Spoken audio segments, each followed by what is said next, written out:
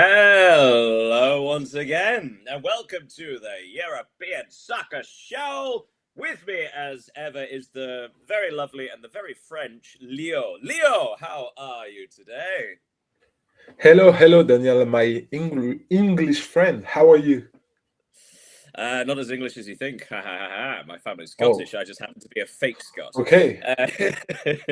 Yeah, I'm good. Before coming live, we were just talking about how excited we were that the Champions League semi-finals are coming up. But my goodness, we probably don't have time to talk about that on the show because we have so much to cover from this week. My goodness me. We had cup competitions in basically every single country apart from Spain. And then instead, Spain had another round of fixtures in midweek. So a lot to cover. So let's dive straight in. No highlights, no preamble. Get in there. Right, let's start off in England, where we'll do the league first. So earlier on in the week, Brighton held Chelsea and beat them 3-0. Brighton 3, Chelsea 0, which led to the sacking of Liam Rosenior. An astonishing result for Brighton, which also means that they leapfrog Chelsea. And spoiler alert, Brighton are now in 6th place and are currently in prime position to qualify for Europe and even a potentially unlikely extra Champions League spot. But the first thing to talk about here was was this the right choice to fire Liam Rosenior, or is this just further evidence of the cluttered thinking at the top of Chelsea? Because this was quite messy. Yeah, it was a disastrous performance from Chelsea away at Brighton. And I think even if there are a lot of things not going well at Chelsea, there were no other choice than sacking Liam Rosenior. Even if he had interesting debuts, I don't remember exactly how many games he won at the beginning of his mandate, but the recent form of Chelsea, the Champions League elimination, and the way they play, not only the result but the thing they are showing. Obviously, maybe the step was too high for him because he just came from Strasbourg, where he had some troubles this season, and taking over at Chelsea, a Chelsea side with a lot of problems too. It was maybe We too should too probably big say for as him. well, it's almost like not. It may well have been too big for it because obviously in the scheme of things, an incredibly interesting young coach who highly Yeah, regarded and he did a very good job at Strasbourg despite the troubles this year. yeah. But there is a bit of a leap from sort of like European chasing French team to Champions League winning Champions League and big trophy chasing Chelsea. But even still, but on the flip of that, he was also a Blue Co man, as is widely regarded. The fact that Blue Co, much like a lot of players, they stole him from the sister club, but the feeder club that is Strasbourg for Chelsea. So it feels like he couldn't win regardless. He didn't have a big enough profile to deal with the players. He didn't seem to have a big enough profile to impress the fans. And also, he was seen as just a yes man part of the company. So it feels kind of a shame, doesn't it? Because an exciting young coach, basically, he had no chance, did he? It's difficult to say, given the season Chelsea are having. We remember what was Enzo Maresca's um, early season, difficult too. Because and when Rosenior left Strasbourg to Chelsea, he also bring with him Mamadou Sarr, the Chelsea Yeah. defender, who is having a tough time in London. So yeah, it's been difficult, and it emphasizes mistakes from Bluco because maybe I don't know why, but all the Chelsea project right now seems a failure Mm. because of their eighth place in the league, their difficulties in Europe. We will talk about that maybe later, but the FA Cup may be their only salute this season, so there is Yes. a failure. You spoiler alert. Yes, we should say so Chelsea did recover, managerless Chelsea. defeated Leeds United on the Sunday. So Chelsea are in the FA Cup final, where they will face Man City, who managed to come from behind to defeat Southampton 2-1, which was a very good game. So a Manchester City-Chelsea final in the FA Cup, which I'm fairly certain no one gives a damn about. Right, okay, so elsewhere, midweek, really fun game between Bournemouth and Leeds United that ended 2-2, which also means that Leeds United are now on 40 points, which, apart from one season in the Premier League, 40 has always been enough to keep the team up. Is that lead safe? They may have been knocked out of the FA Cup in the semi-final, but that's 5 matches undefeated in the league. 40 points, 4 matches remaining. Do you think that's enough for Leeds? Yeah, I think it will be enough for them, especially since they are 15th, but they could grab some points and go up in the table. I don't know what. Let me just check what fixture they will play. Don't look. We're playing a game later. We'll play a game later. Don't look. Okay. Yeah. I think they will manage to stay up, especially since there are 3 teams who will not win every games. Well, speaking of winning games and relegation, on Friday, possibly the most surprising result of the entire season: Sunderland 0, Nottingham Forest 5. An insanely good performance from Forest, who scored 3 goals in the opening 20 minutes, I think. It was 4-0 by half-time before a late Elliot Anderson goal gave them a 5th. And with that victory, Forest are on 39. Now, similar question, I guess, with Forest, because that's now, I think that's 6 games unbeaten for them, and 3 wins, 3 draws. So first of all, do you think Forest are also safe? Because we may have spoke about this last week. The other thing is, Vitor Pereira's sort of done quite a brilliant job, hasn't he? That's kind of gone under the radar a little bit. The fact that not only are they winning matches, but scoring goals, which was always the issue under Sean Dyche. Yeah, it is. We remember that last week they scored 4 against Burnley, if I'm not mistaken. They will play a Europa League semi-final too. So their season could turn really, really well if they are to win a European Cup, for example, and manage to stay up after their difficult, to say the least, early season. So yeah, they're impressive, and moreover, because we are talking about the battle to stay up with last week's victory, yesterday's this week's with 5 goals, they just improved their goal difference, which could that's a big thing, isn't it? Absolutely. Yeah. It's a very good point. Elsewhere, so talk about the relegation candidates, and this is what the little game we're going to play. So actually the 3 apart from Leeds, who I say drew and got to 40 points, Forest had 1 and got to 39, but also victories for West Ham United and Tottenham Hotspur won a game this year, their first victory in the league in 2026. But it's a strange thing because, yes, joy for Spurs fans, relief more than anything. But it's interesting because this win away at Wolves, 1-0, a late Paulinho goal winning it.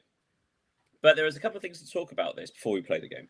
First of which, originally this game was billed as a must-win, simply because. But now, of course, with all the relegation rivals winning as well, it was a must-win for a different reason, wasn't it? Because, well, now it kind of, strangely, the win doesn't really mean much. Yeah, but it doesn't change their position. They're still in the relegation zone.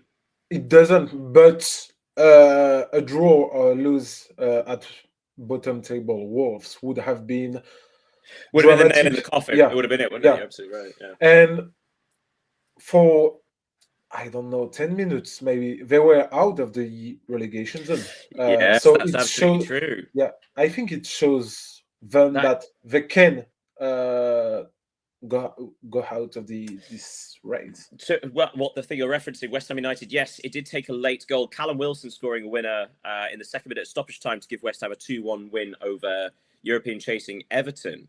So here's the little game. So the bottom of the table, Leeds United are on 40 points, Forest 39, West Ham 36, and Spurs 34. So here's the little game. I'm going to give you the fixtures remaining for each team, and I want you to tell me how many points you think they'll get from the game. And I'm going to tally and see. I've already done it for me. Let's see for you. So we'll start with West Ham, because West Ham sees. Oh no, let's start with Leeds because they're probably the most safest. Okay, home to Burnley. A win, so 3 points. Okay, away to Spurs. A draw.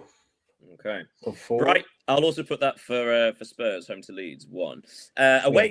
Home to Brighton. A draw, 2. And finally, away to West Ham. But of course, in my head, Leeds have already survived by this point. So I think, and they will lose this one. It's interesting because Leeds actually they may not win many games, but they're so hard to beat. So I can probably possibly see another draw. But okay, say that. So in your opinion, Leeds will win 5 points between now and the end of the season, which is exactly what I said. So they'll finish on 45. Okay, cool. Let's do Forest. So Forest, they are away to Chelsea. They will lose this one. Home to Newcastle. They will win this one. Sorry, but Newcastle are terrible. Away to Man United. Lose at Old Trafford. Home to Bournemouth. A draw against Bournemouth. So you agree with me? I said 4 points, which means that Leeds will finish on 45, Forest on 43. All right, so here we go, the big two. Or like the dangerous two. Spurs away to Aston Villa. Now, Aston Villa will be in the semi-final of the Europa League, so probably, and they are pretty safe for Champions League spots, where they may well be rotating. I think Spurs will lose at Aston Villa. All right.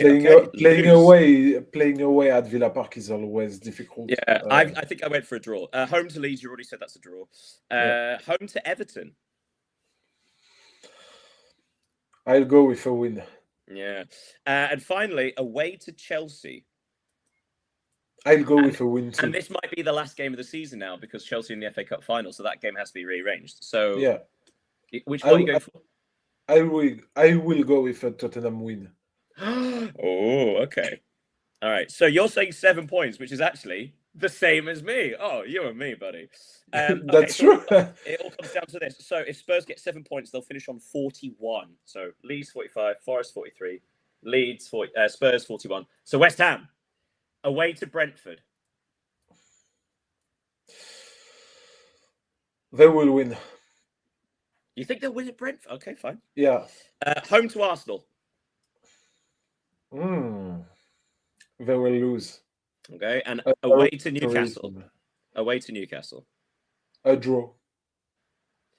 So you think they'll get 7 points, which means they'll finish on 43, the same as Forest. So for both of us, we both have Spurs going down now, looking at the last fixtures. But it's hard to see, isn't it, with Spurs? Sort of like even if they have to win, they have to win 2 matches and just hope no one else, like West Ham especially, we just hope West Ham don't win because that's what's going to kill them. If West Ham win 2 of their 4 matches, they save.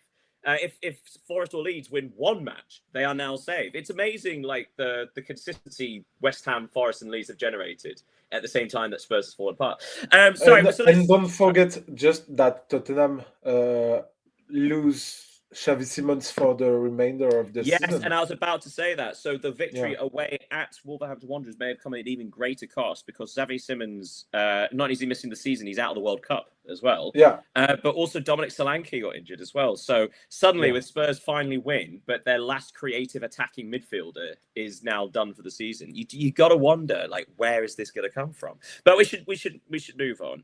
A quick word on the title race because briefly Manchester City did go top of the table because they won 1-0 at Burnley with Erling Haaland getting the only goal.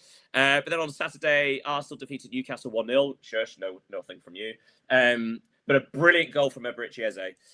So Arsenal back on top by 3 points, though Man City with a game in hand. Elsewhere, Fulham defeated Aston Villa 1-0. Liverpool defeated Crystal Palace 3-1.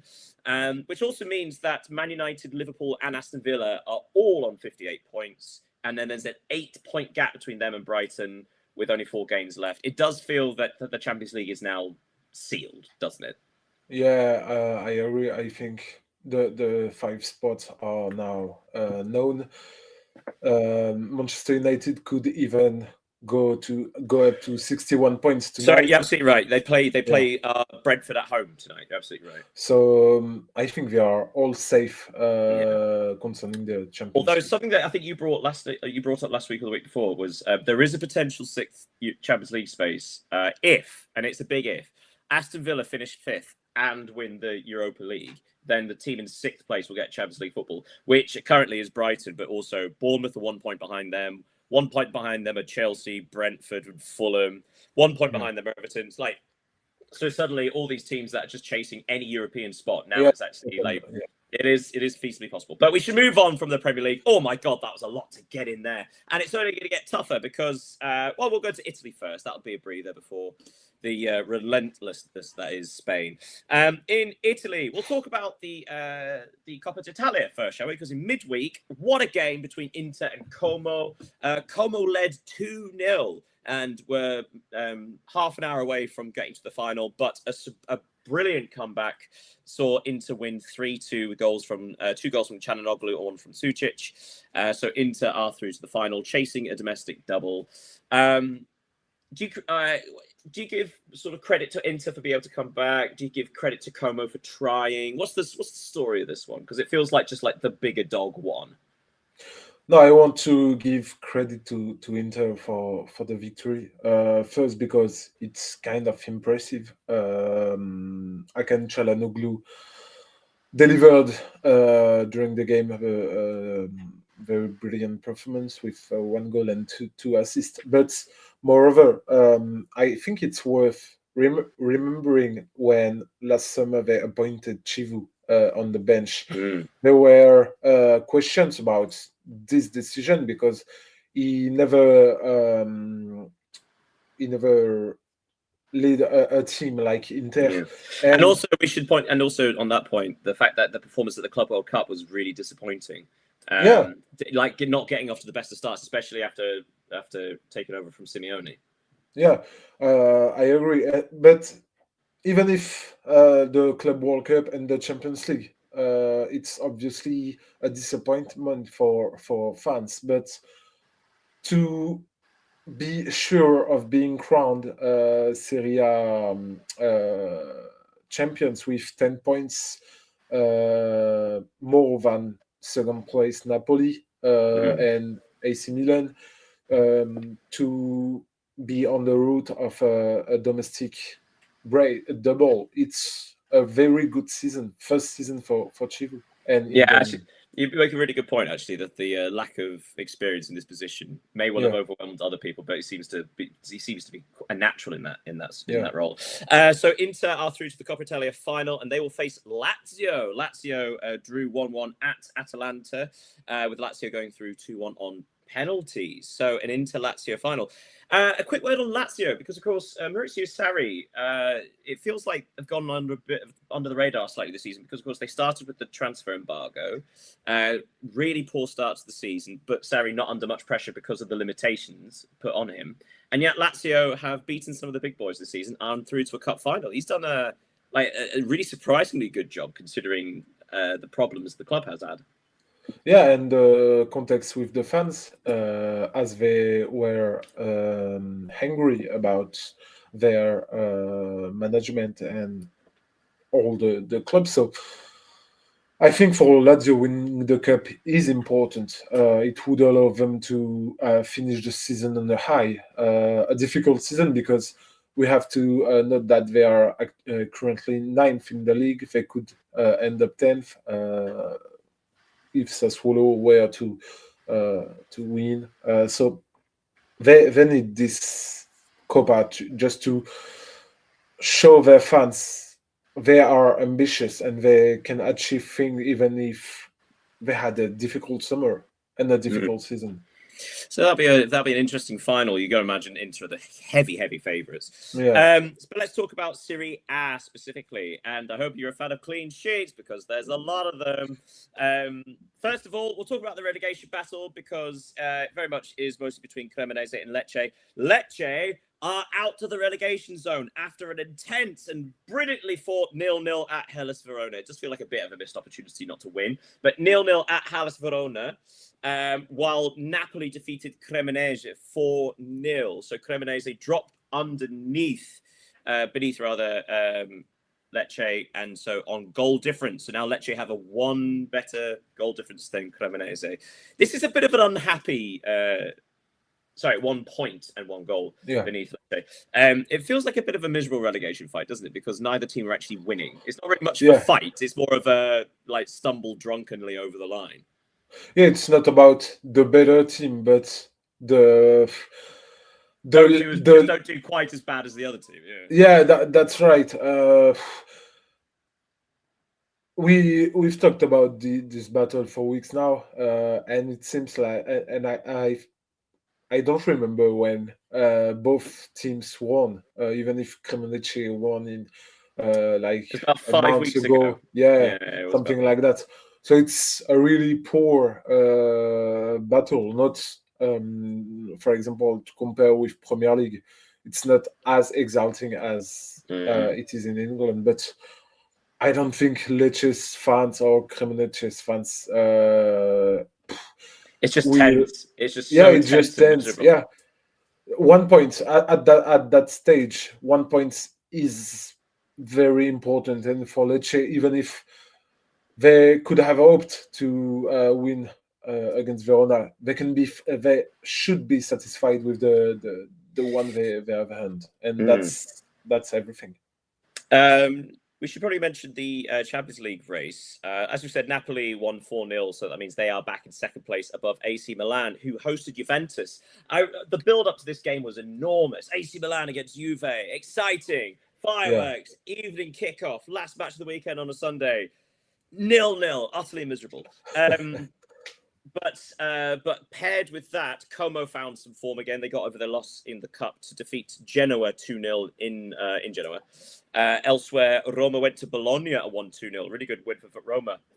So those two victories mean that Juve in 4th and Roma in 6th are now only separated by 3 points. With 4 games left, it really can be any of them, can't it?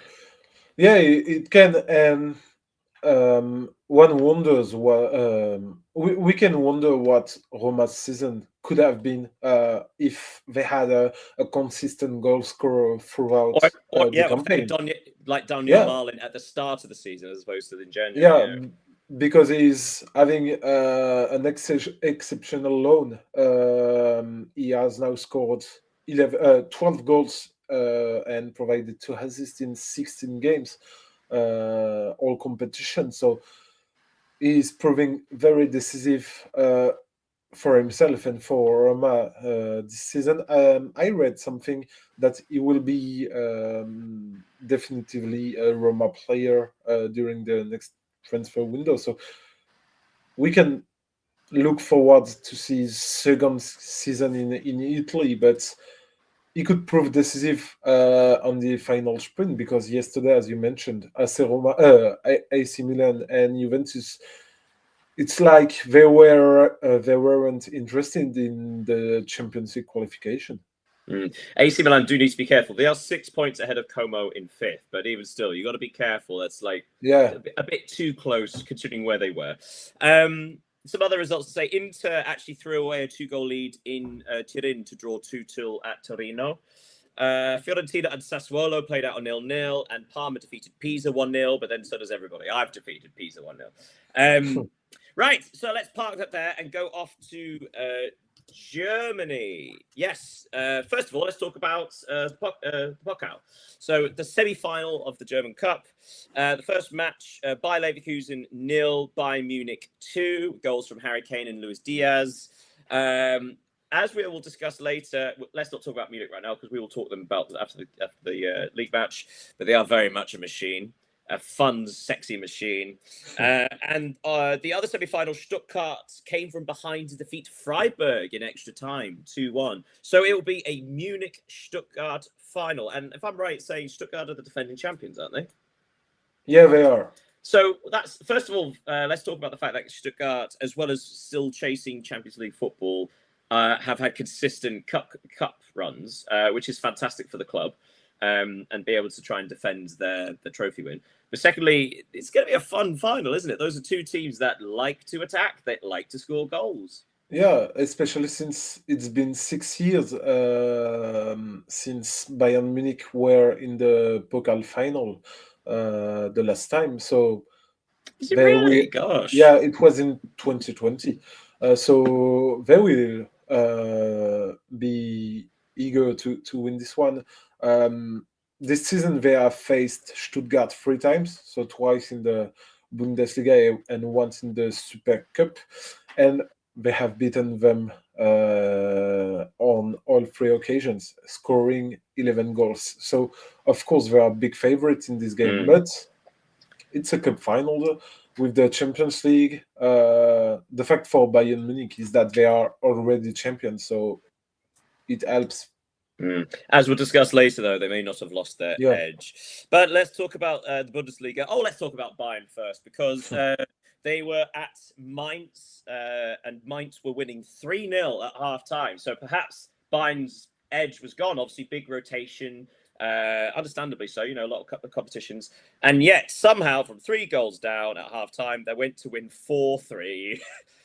Goals from Nicholas Jackson, Michael Olise, another beautiful Michael Olise goal, Musiala and Harry Kane.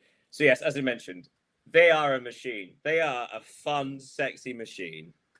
Yeah, they are. They have scored 113 goals this season, which is obviously incredible. The second in the league, Dortmund, have scored only 65. So it's like 50 goals difference. Yeah, there's only one team I can name that has scored more goals than Bayern Munich, but we'll get to that later. Okay. Yeah, I don't like. Yeah, no, it's impressive and the perfect way to build confidence ahead of the Champions League. And as well as, I mean, we should say as well the fact that so many of the big hitters came on in the second half. Yeah. First of all, speaks about how high their level is, generally speaking, compared to the rest of the Bundesliga. But also the fact that they had the mentality of like, no, we've got this. 3-0 down. No, we can still do this. Anyway, elsewhere, teams chasing the Champions League. RB Leipzig defeated Union Berlin 3-1. Bayer Leverkusen went to Köln and won 2-1. A couple of goals for Schick there. Hoffenheim's turnaround, it continues. They went to Hamburg and won 2-1, while Stuttgart drew 1-1 against relegation-threatened Werder Bremen. Dortmund also won 4-0. Dortmund are just going to be second, aren't they? Which means that that's RB Leipzig's 5th win in a row. They stay in 3rd place, 5 points behind Dortmund, but 5 points ahead of 4th. So with 3 games left, it seems like Leipzig are almost there. But Stuttgart, so between Stuttgart in 4th and Bayer Leverkusen in 6th, just 2 points. So again, Stuttgart, Hoffenheim, Bayer Leverkusen, all of them sort of scrapping, continuing to find these wins when they need, even when they were previously in poor form like Hoffenheim. They see the finish line and they're all going for it. Yeah, the losers of the weekend, they are Stuttgart, because they only registered a draw against Werder Bremen team. Yeah, which has nothing left to play this season. And it will be a tense race until the last match day, because as you said, there are only 2 points between 4th placed Stuttgart and 6th placed Leverkusen, so it will be interesting to watch. I think maybe that gives a slight disservice to Werder Bremen, who with that draw means they are now 6 points ahead of the relegation playoff. Yeah. So they're very much like they're almost there. They can smell safety now, which is fantastic considering the precarious position they've been in throughout the season. Elsewhere in the relegation fight, Wolfsburg hosted Borussia Mönchengladbach, and that finished 0-0, which means Wolfsburg are still 6 points from safety, but only 1 point behind the relegation playoff after St. Pauli went to Heidenheim, bottom of the table Heidenheim, and lost 2-0. So astonishingly, Heidenheim have won 2 of their last 3 matches. Now, with only 3 games to go, they are 9 points from safety, but they are only 4 from St. Pauli in the playoff spot. Could Heidenheim squeeze in there? They have better form than Wolfsburg, better form than St. Pauli. or is it just a shame that they've left it this late to show a bit of fight? I think they have a chance because the real deal now is not to guess who will stay in the Bundesliga.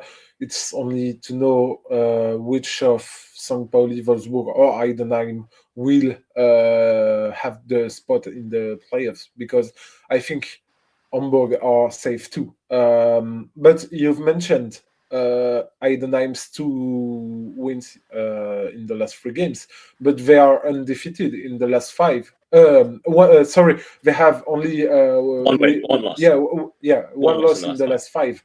So their dynamic is really impressive, and I think only 4 points, trailing by only 4 points on St. Pauli. Something else I should say is I believe St. Pauli on the last day of the season, St. Pauli in the relegation playoff spot host Hamburg, who are 1 place above. Yeah. If St. Pauli just can get within 1 win distance, because they're currently 5 points behind, so 1 win and Hamburg not winning means that it is doable.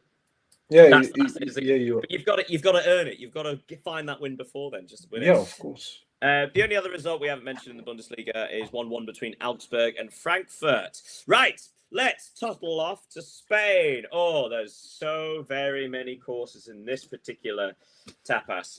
Right, so midweek, first of all, we'll talk about the midweek games and then we'll talk about the weekend games. So in midweek, first of all, well, actually, let's take the top 2 differently. So we'll discuss the top 2. In midweek, Real Madrid defeated relegation-threatened Alaves 2-1. Quite a painful victory. Really difficult, despite Alaves being so low in the table. Goals from Mbappe and Vinicius Jr. And then Real Madrid went to Real Betis and could only draw 1-1. Vinicius Jr. with a goal there. They conceded in the 4th minute stoppage time to Hector Bellerin, an equaliser there. So Real Madrid dropped a couple of points there, whereas Barcelona won both of their games. They defeated Celta Vigo 1-0. Lamine Yamal penalty, although he also went off injured in which he will now be out for the rest of the season, although reports do say that he will probably almost certainly be back for the World Cup. So there's that. And then they went to Getafe, a 1-2-0. Goals from Fermin Lopez and Marcus Rashford. So with that, Barcelona are now a whopping 11 points ahead of Real Madrid. It's kind of crept up on a little bit, hasn't it? That gap between the two, because it was always fairly close until about 6 weeks ago, and it feels like the mentality behind Real Madrid has just fallen apart. It feels like they're not actually. It feels like they've tapped out of the season, doesn't it? Yeah, today Barcelona are in the same position as Inter, because a win next week will guarantee them the title, even if we can say that they will be champions, even if they are to lose the next games. But Real Madrid, once again, it's a disappointing season for them. They have not won a single trophy for 2 seasons in a row, which is, for a club like that, kind of dramatic. And their results is not the most preoccupying thing. It is the way they play too. So they will need some changes in the summer, and it will be crucial for them, because they need you do wonder. Sorry to jump in, but you do wonder who they'd be targeting, because they just went for Xabi Alonso, a young, inspiring young coach with great tactical ideas, something fresh, something new, but also the egos of the players seem to outweigh the personality of the manager. But if it didn't work, sort of like getting someone new with new ideas before, it surely wouldn't work now. It does feel like they need to get someone just with a big enough personality. But then who would that be? I think to coach Real Madrid, you need to be first not even a tactical magician, but a man of restrooms. Yeah, a man manager. So that's not quite a surprise to hear that they could be interested in Didier Deschamps, in Mauricio Pochettino, in Jurgen Klopp. They are, even if Jurgen Klopp, I think, is a better tactical manager than Didier Deschamps, for example. But they are, that's a personality, isn't it? That yeah, can do it. but they are men, for at least for Deschamps and Klopp, who have proved they can handle restrooms with a lot of egos and to win also, which is. We should point out this is all speculation. Like, I mean, Klopp's been linked with Real Madrid a couple of times over the last month or so. But he's adamant that no talks are taking place, and he's happy in his job with the Red Bull organization. So they desperately need someone who can handle the restroom, as did Zidane by his time, as did Ancelotti too. The managerial market this summer is going to be fascinating. There's so very many high-profile coaches and managers that will be out of work or going in. Yeah, it'll be really, really fascinating. Right, let's talk about some other midweek stuff. First of all, let's talk about some relegation stuff, because obviously La Liga, the relegation battle is basically everybody in the bottom half, which is astonishing. First of all, bottom of the table, Real Oviedo. They've had a really sort of like spirited fight back in recent weeks, a few victories. In midweek, they drew 1-1 at home to Villarreal. They came from a goal behind to do that. But then at the weekend, they hosted Elche and ended up losing 2-1. So we do think that's now Real Oviedo out, because they are 7 points behind with 5 games to go. So that's probably one, but it was a good effort. But speaking of Elche midweek hosted Atletico Madrid, who had another red card.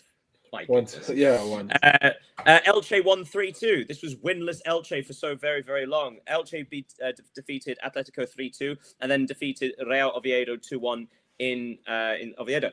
So, which all of which means that Elche are now 4 points clear, 4 wins in the last 5 matches.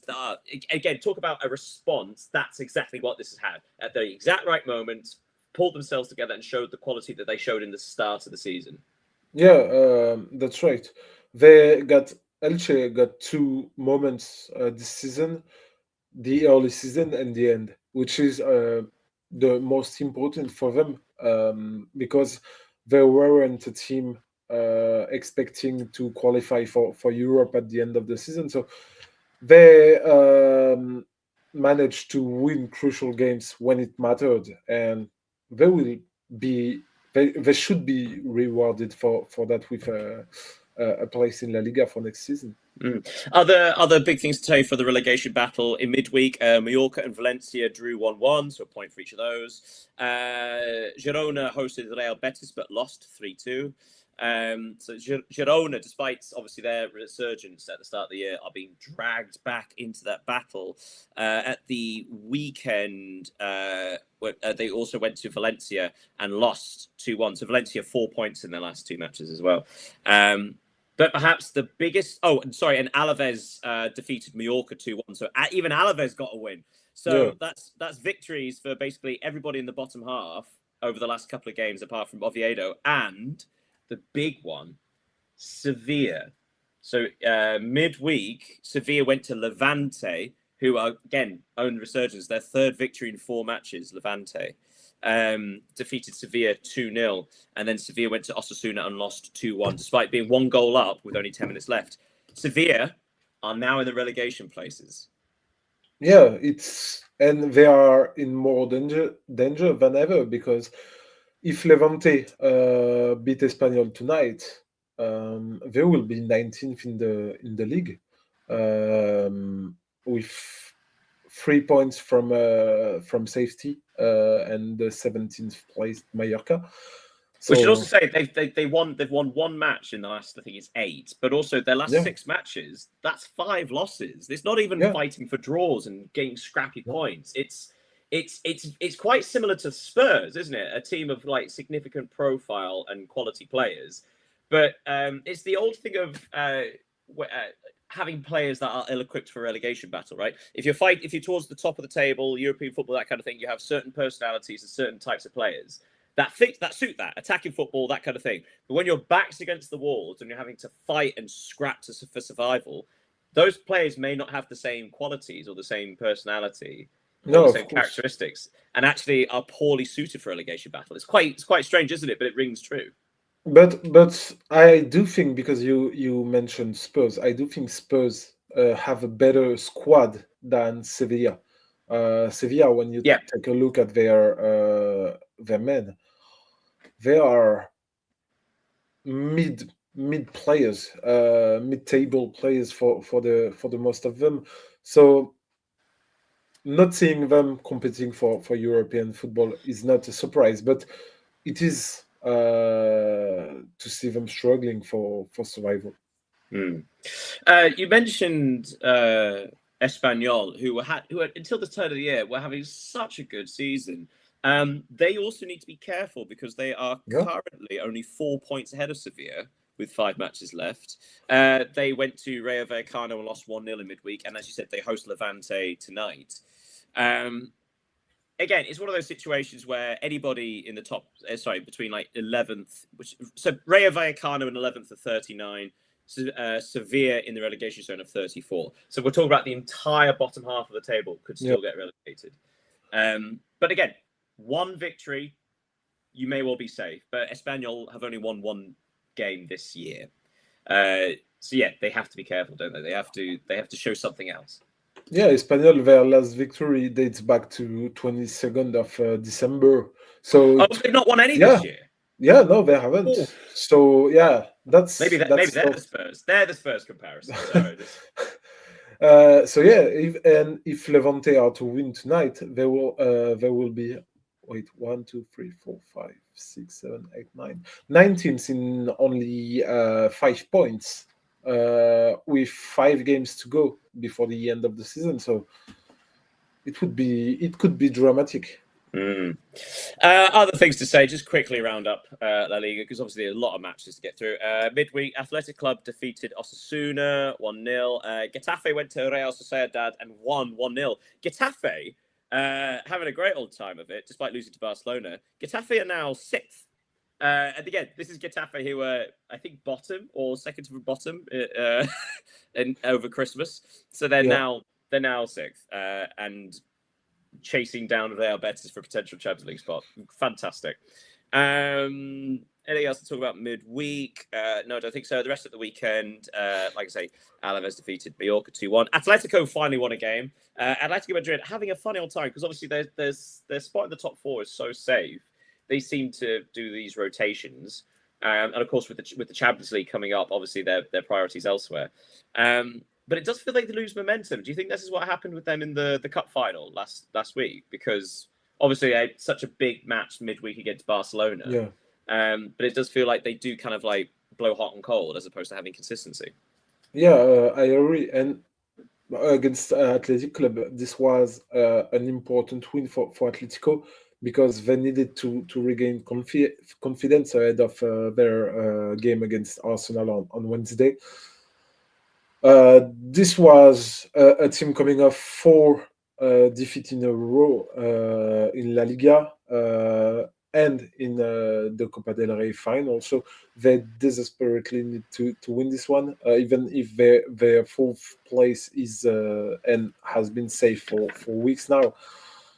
So now it will be interesting to watch this game against Arsenal. And I don't think, because everyone says that this will be kind of a boring game, but I don't think it will be, especially the first leg being played in Madrid. Yeah, Atletico no longer the defensive powerhouse. Yeah. Other ones to say, Rayo Vallecano and Real Sociedad played out a 3-3 draw. That was great fun. And Villarreal defeated Celta Vigo 2-1. Right, let's say adios there to the La Liga, and let's make a last stop in League. Let's talk about the Coupe de France, because big semi-final time. Lens, they may have tripped up in the title race again, spoiler alert, but they are through to a cup final. They defeated Toulouse 4-1, and they will face surprise package Nice. Nice managed to defeat Strasbourg 2-0 with a couple of goals from Wahi, despite the fact Strasbourg absolutely dominated the game. So a Lens-Nice final. Obviously, Lens are huge favourites. And at the time, I messaged you saying, I'll be so furious if Nice win something because they've been so bad all year. But this is a huge thing for Lens, isn't it? This is such an opportunity, like a real title challenge, potential trophy. I mean, what a wonderful achievement that would be. But they have to get it done because Nice have this disgusting habit of doing this. Yeah, and it's kind of strange because Nice are proving to be a real thorn in this side, in the sides this late in the Ligue 1 season, because they have beaten Strasbourg in the Coupe de France. Last week they draw at Lille, who are running for the Champions spot. Yesterday they drew at Marseille, also running for a Champions League spot. So it will be a difficult game, even if I do think Lens are the big favorites, especially since they are not really in the title race now. So be careful for Lens to not have really real regrets by the end of the season with the title hopes, the Coupe de France and everything. So it will be an interesting one, and it could help Nice to make their season a good one with a Europa League qualification at the end of it. Yeah, that's a good point. All right, let's. Actually, that's a very good point about the European qualification. So into Ligue 1, I said Lens tripped up. That's because they went to Brest and drew 3-3. They actually did it brilliantly to come back. They were losing 3-0 at half time. Something similar happened last week. I think they were losing. Was it 3-0 last week? Yeah. So 2-0 Toulouse. 2-0, sorry. Yeah. So they are showing incredible fortitude and commitment to actually come back for these things. But this one proves it's like a bridge too far. But they did draw on 3-3. Alan St-Maximin getting the goal in the 4th minute of stoppage time. But that, with 3 games to go, that is it now, isn't it? Despite the fact that Lens and Paris Saint-Germain will meet, even if Lens win, Paris Saint-Germain are still 3 points ahead with a greater goal difference. So, yeah. It was nice when it lasted, though, wasn't it? Yeah, the season is now over, in my opinion. Even if Lens beat PSG in their risk radio. Oh, that's a difficult game, but you have understood me. I think it will be too difficult for Lens. Yeah, we'll say that with 3 matches left, Paris Saint-Germain need to not win any of them and lose to Lens. So that's what we're talking about. Also, the reason being that Paris Saint-Germain went to Angers and won 3-0 with goals from Lee Kang-in, Mayulu, and Beraldo, and obviously they were heavily rotating before their match in midweek against Bayern. Oh, that's going to be fun. Elsewhere, good news for Lyon. Lyon hosted Auxerre and won 3-2, which means that Lyon are up to 3rd into the Champions League qualification spots. They're the big winners this weekend, aren't they? They are. Despite the fact that Lille won. I mean, we'll go over this shortly, but Rennes won, Lille won, but the big news was that Marseille did not. So, all of those teams leapfrogged Marseille. And Lyon, they're finding form just at the right moment. Sorry, refinding form. Yeah. Just at the right moment. It feels like they're ending well.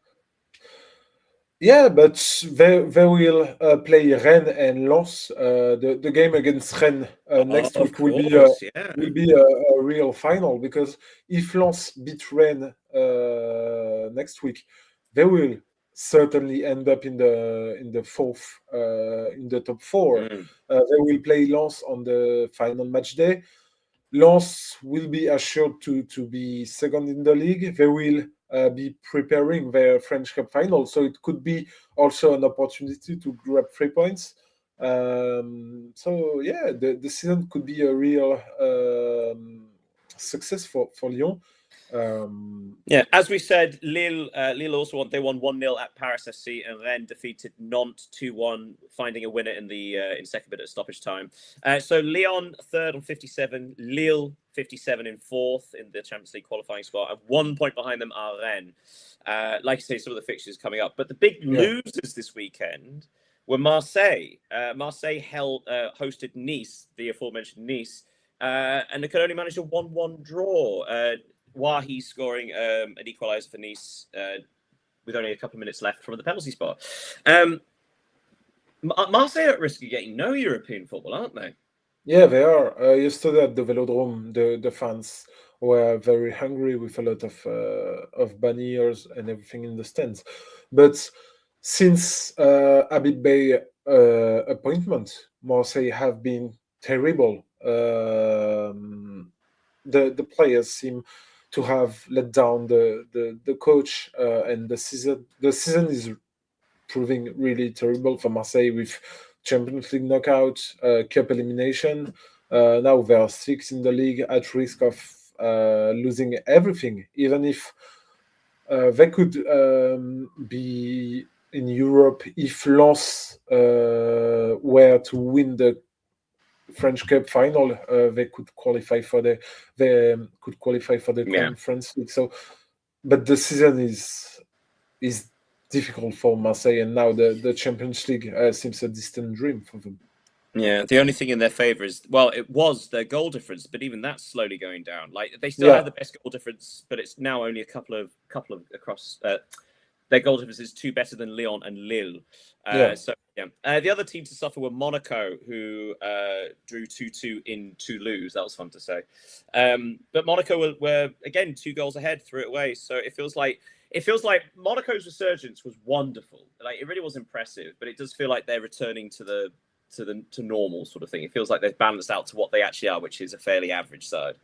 Yeah, the final push is taking a dramatic turn because they have only picked up 2 points from their last 3 matches. They played against 2 teams with nothing left to play in the league, and one fighting for survival. So it's been quite poor results for them. Now they are unlikely to qualify for the Champions League now with 6 points trailing with Lyon and Lille. So they will only fight with Marseille and maybe Rennes for European place, but it's difficult for them. One team that is ending the season well is Strasbourg, although they did lose the cup semi-final.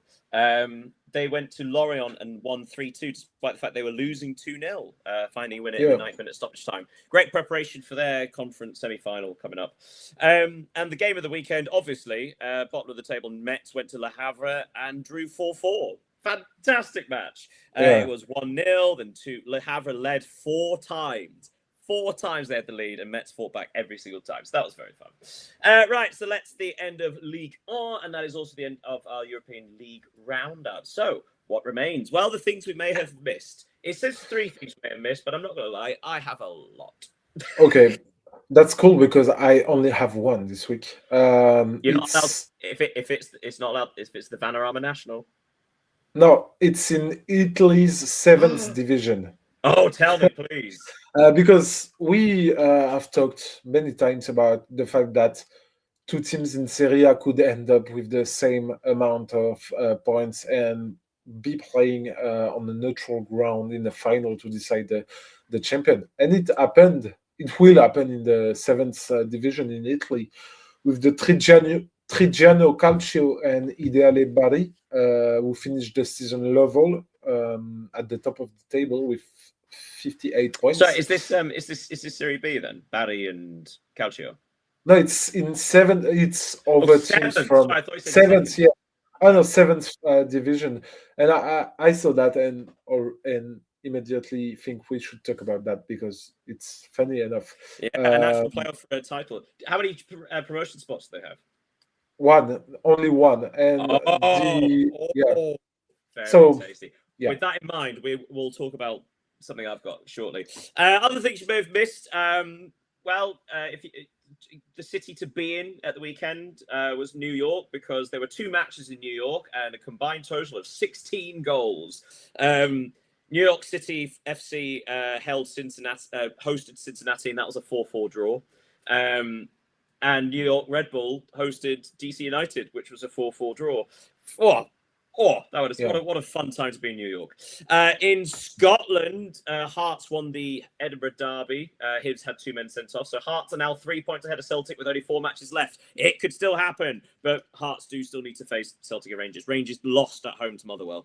In the Championship, there's, oh my goodness, this is an excellent. There's 1 game left. Although, sorry, apart from there's 1 extra match, apart from one.